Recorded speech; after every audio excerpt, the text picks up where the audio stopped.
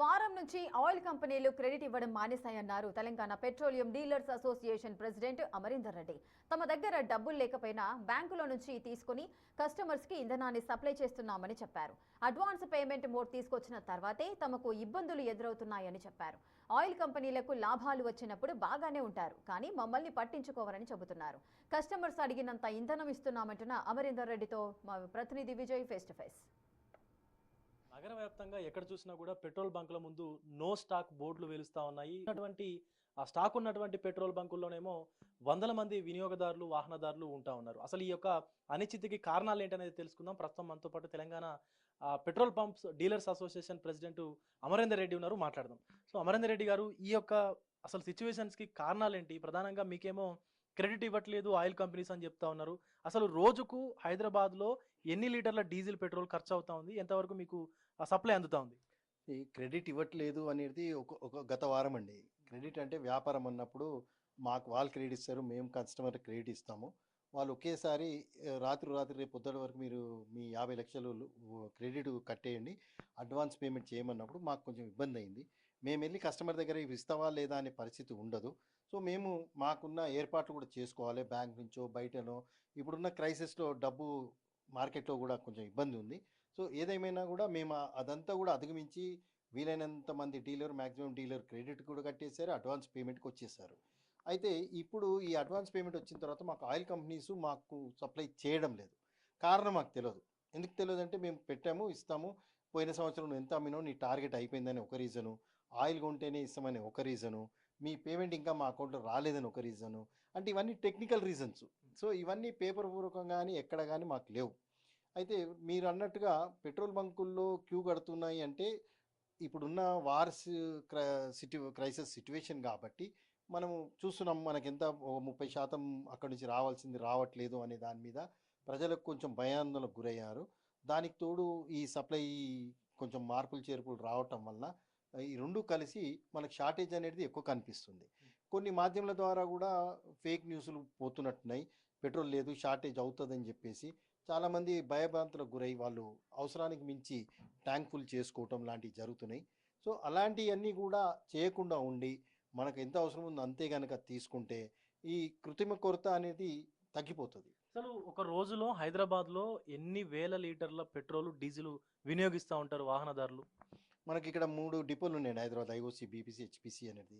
ప్రతిరోజు మాకు 45 లక్షల లీటర్ల డీజిలు, 35 లక్షల లీటర్ పెట్రోల్. అంటే ఒక హైదరాబాదే కాకుండా చుట్టుపక్కల ఏరియాలు అన్నిటికీ కూడా ఇంత సరఫరా ప్రతిరోజు జరుగుతుంది.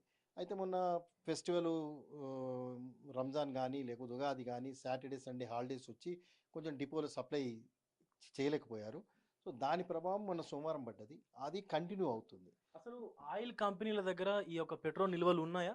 ఒకవేళ ఉంటే ఎందుకు మరి మీకు పెట్రోల్ ఇవ్వట్లేదు? అంటే ఎందుకు మీకు ఫ్యూయల్ అందించలేకపోతుంది సరైన టైంలో? అంటే ఇప్పుడు మనకు కొరత ఉండదు, ఎందుకంటే మనకు వైజాగ్ రిఫైనరీ నుంచి హెచ్పిసికి, ఐఓసికి ఆన్లైన్లో పైప్ లైన్ ద్వారా వస్తుంది.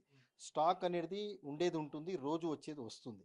సో ఇక్కడ ఏమవుతుందంటే వాళ్ళ ఇంటర్నల్గా ఏముంది మాకు తెలియదు, ఎందుకు ఇవ్వలేకపోతున్నారు, కారణాలు ఏంటి, ఏదైనా రీజన్స్ ఉండొచ్చు. కానీ వాళ్ళు మాతో ఇది ఉంది అని మాకు ఎప్పుడు చెప్పలేదు. సో అక్కడ రీజన్ మాత్రం తెలియదు. వీలైనంత వరకు మమ్మల్ని రిస్ట్రిక్ట్ చేయడం మాత్రం జరుగుతుంది. అంటే వాళ్లకు లాభాలు తగ్గుతూ ఉన్నాయి, లాభాలు వచ్చినప్పుడు ఆయిల్ కంపెనీలు తీసుకుంటున్నారు, నష్టాలు వచ్చినప్పుడు మాత్రం మిమ్మల్ని అంటే డీలర్స్ని భరించమంటా ఉన్నారు అనేది కూడా ఒక మాట ఉంది. మాకు 8 సంవత్సరాల నుంచి మా డీలర్ మార్జిన్ పెంచలేదు ఇప్పటి వరకు కూడా.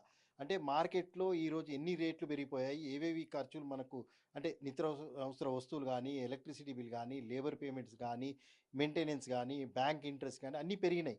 కానీ మేము ఇప్పటికీ పోరాడుతూనే ఉన్నాం, మాకు ఇంతవరకు కూడా డీలర్ మార్జిన్ పెంచలేదు.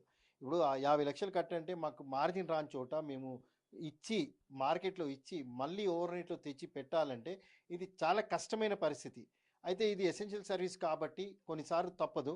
ఇదే కనుక ఇంకా కొద్ది రోజులు కనుక ఈ క్రైసిస్ లోపల కానీ క్రైసిస్ తర్వాత మా డీలర్ మార్జిన్ కనుక పెంచకపోతే రైతుల ఆత్మహత్యలాగా పెట్రోల్ బంక్ ఆత్మహత్యలు జరిగే సూచనలు కూడా ఉన్నాయి. అంటే ఫైనల్గా అసలు ఈ కృత్రిమ కొరత అనేది డీలర్ల వల్లనే వస్తోంది, డీలర్లకు సరైనటువంటి లాభాలు లేక వాళ్ళే ఈ కొరత అనేది సృష్టిస్తూ ఉన్నారు, కావాలనే బంకులని మూసివేస్తూ ఉన్నారు అనేటువంటి ఆరోపణలు కూడా వస్తున్నాయి. అది తప్పుడు ఆరోపణ. ఎందుకంటే మాకు డీలర్ మార్జిన్ 8 నుంచి పోరాడుతూ మేము ఇంకా ఇస్తూనే ఉన్నాం.